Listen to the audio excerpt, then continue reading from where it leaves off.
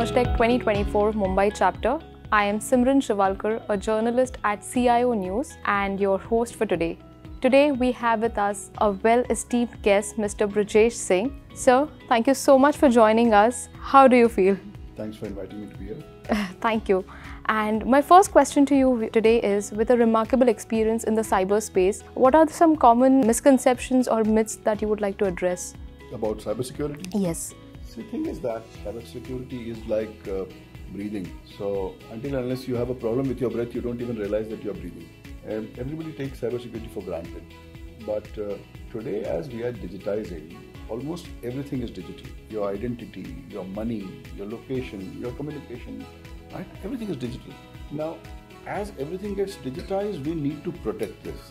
And somewhere technologies have not evolved at the pace at which they should have evolved for protection of these assets. And that is why you see that digital assets are under attack all the time.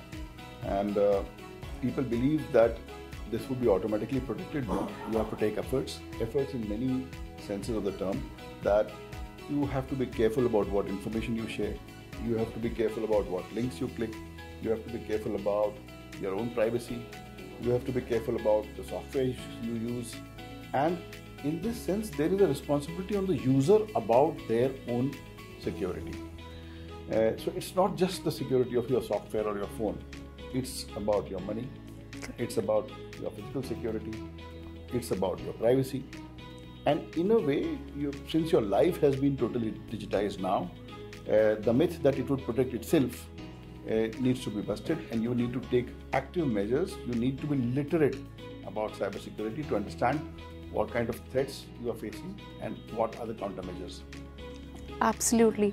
Thank you so much for answering that, sir. And on the same lines, I would also like to understand, now that we are moving towards the initiative of Digital India, do you see the scenario is changing? We are becoming more and more aware, or are we still, there still needs to be some efforts? So I'll tell you that India is that way a very wonderful country. Way back in our days, we used to have those black rotary phones, and we used to hear about how the world has telecommunication we don't have. And then the mobile age came and India leapfrogged right from rotary phones to suddenly the mobile world and smartphones. And nobody had to teach the Indians. We naturally took on to all the softwares. We can use different operating systems. We can use different apps. Not only that, if you look at this wonderful thing called India Stack, where the government made digital public goods. Like India is the only country where you have a unique system of financial information interchange which is free. World over, something like UPI, people would make money on that. But here, the government of India has made it free for everybody. And look at the ease of payments, that today you go to any vendor, it doesn't need to be literate. You can just scan a QR code and monies can be interchanged. This has changed things. So even in governance, where money used to come physically, and there used to be stages where it was supposedly pilfered. Today you have direct beneficiary transfer. With an Aadhaar link, money comes directly to that farmer, to that worker, to that woman, to that student taking scholarship. The money directly comes without an intermediary, without any corruption, with transparency, with certainty. So this is what has changed, and this creates a lot of trust in governance, and this creates efficiency. So today you see the rate at which India is progressing. You see progress everywhere, right from infrastructure to the digital infrastructure. And I think that has changed. And so the outlook of the world about India has also changed. And this great change has been enabled by all this digitization that you are referring to. Thank you once again for answering that. And lastly, I would like to get your thoughts on today's events like EmergeTech 2024. How do you think these events are, making a significant impact or helping in a way? Every institution, like let's say each of the CIOs, CISOs who will be coming here, they are experts in their own right. However, when they sit here, talk about what they are doing, it's a great learning point. And the greatest learning that happens in a professional sphere is learning from each other.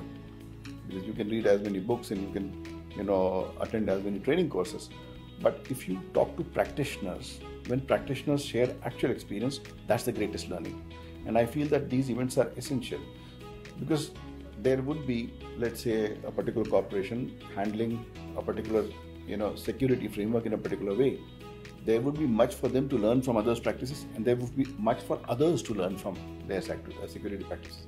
Similarly, technologies can give efficiencies by scale. So it's a great chance here to understand what is happening at this technology cloud front, to understand what is happening in security, and to overall enhance one's understanding both from a business point of view as well as security point of view. Lovely. Thank you once again for answering all these questions and sharing your insights and wisdom. Thank you for joining us today, sir. Thanks very much.